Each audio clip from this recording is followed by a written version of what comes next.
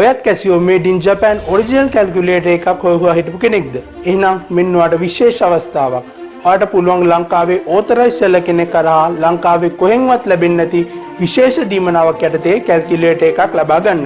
ඔයාලට කරන්න තියෙන්නේ පහළ නම්බර් එකට මැසේජ් එකක් දාන එක විතරයි. ඔන්ලයින් පේමන්ට් හෝ කෑෂ් ඔන් ඩෙලිවරි මාර්ගයෙන් ඔයාලට පුළුවන් ඔයාගේ කැල් එක ගෙදරටම ගෙන්න ගන්න.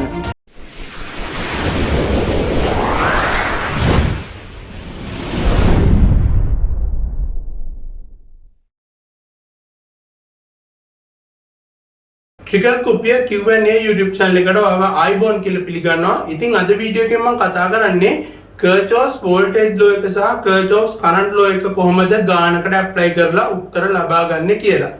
අපි බලමු කොහොමද ගානකට ඇප්ලයි කරලා උත්තර ලබා ගන්න කියලා. මම සර්කිට් එක අඳිනවා මේ විදියට. රෙසිස්ටර් එකක් තියෙනවා, මෙතන රෙසිස්ටර් එකක් තියෙනවා, මෙතන රෙසිස්ටර් එකක් තියෙනවා.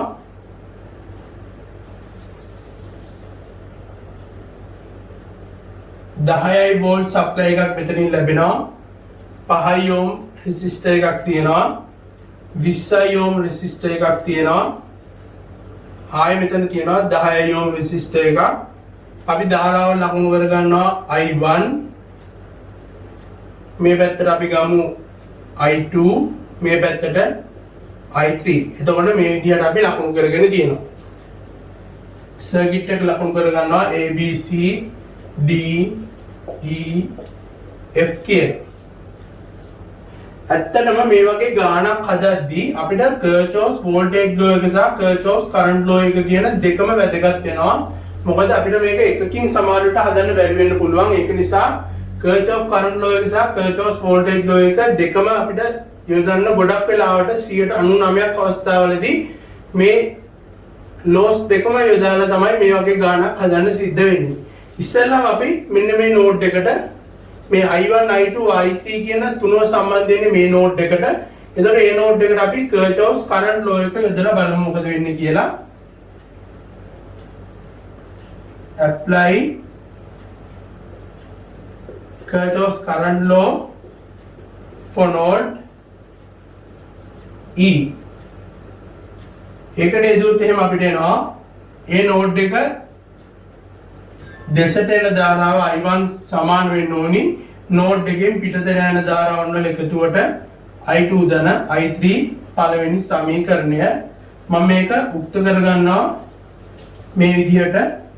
ඔයගලන්ට මම කියන්නම් IM කරගන්න කියලා. I1 ඍණ I2 ඍණ I3 සමානයි 0යි. පළවෙනි සමීකරණය.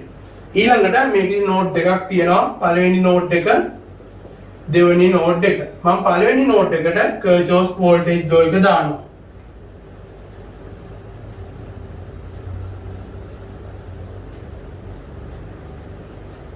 first node. දැන් පළවෙනි නෝඩ් එකට Kirchhoff voltage law එක දාන්න යන්නේ. අපි බලමු සප්ලයි එකක් තියෙනවද කියලා. සප්ලයි එකක් තියෙනවා 10 වෝල්ට්. අපි යොදන්නේ මේ විදිහට දක්ෂිනාවර්තව Kirchhoff voltage law එක. ඒතකොට දක්ෂිනාවර්තව යොදද්දී මෙතන voltage එකක් ධන වෙනවා. මොකද මේ පැත්තට තමයි 10 වෝල්ට් ධන වෙන්නේ. එතකොට 10 වෝල්ට් සමානයි. ඊළඟට අපි ධාරාවන් voltages ටික යොදාගෙන යනවා. ඒතකොට voltage ගත්තොත් එහෙම මෙතන තියෙනවා 5 වාරයක් I1. මෙතන 10 වාරයක් I2 කියලා වෝල්ටේජ් එකක් තියෙනවා. ධන 10 වාරයක් I2. මෙතන වෝල්ටේජ් එක සහ මෙතන වෝල්ටේජ් එක. එතකොට මේ වෝල්ටේජස් දෙක එකතුව සමාන වෙන්න ඕනි මේ වෝල්ටේජ් එකට.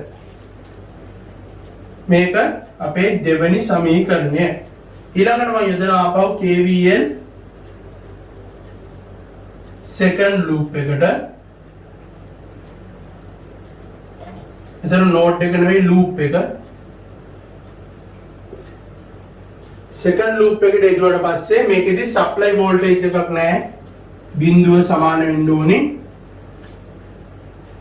මේ ලූප් එක ගත්තොත් එහෙම මෙතන වෝල්ටේජ් එකක් තියෙනවා 10 වාරයක් I1. හැබැයි අපි මේක යොදන්නේ දක්ෂිනාවර්තව Kirchhoff voltage law එක I2 ගමන් කරන්නේ පහළට. එතකොට මේක අපි මේ පැත්තට යදුවා I2 යන්නේ පහළට නම් මෙතන ඍණ 10යි I2 වෙන්න ඕනි. ඍණ 10යි I2 ඊළඟට මේ පැත්තට ගමන් කරන්නේ. එතකොට I3 ගමන් කරන්නේ මේ පැත්තට ධන 20යි I3 සමානයි බිඳුවක් මෙතන යොදලා තියෙන්නේ. එතකොට මේක තුන්වෙනි සමීකරණය. දැන් එතකොට මම මේක මේ විදියට ගත්තේ මේ I1 කියන එක උක්ක කරලා මෙතන I1 I2 I3 කියන ටික එකම පැත්තට අරන් ගත්තේ ඕගොල්ලන්ට මේවා කැල් එක පාවිච්චි කරලා සුළු කරගන්න පුළුවන්.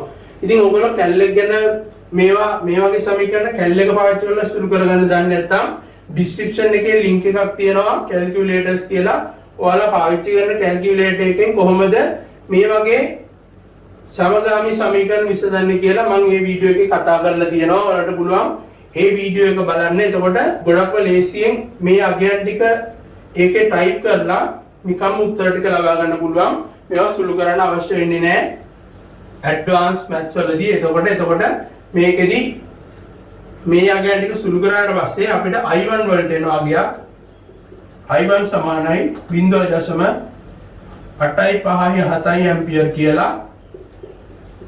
I2 වෙනවා 0.571 ඇම්පියර් කියලා. I3 වෙනවා 0.286 ඇම්පියර් කියලා. එතන ඔයගලන්ට වෙනවා මේ අගයන් දෙක එකතු කරාට පස්සේ I1 කියන ධාරාව වෙනවා. එතකොට මේක සම්පූර්ණ වෙනවා. එතන මේ විදිහට අපිට පුළුවන් මේ වගේ ගානකට Kirchhoff voltage law එක සහ Kirchhoff current law එක දාගන්න. ඉතින් අපි මේ වගේ තවත් අලුත් වීඩියෝ එකකින් ආයෙත් ඉක්මනින්ම හම්බෙමු. ඔයාලා හැමෝටම සුබ දවසක්.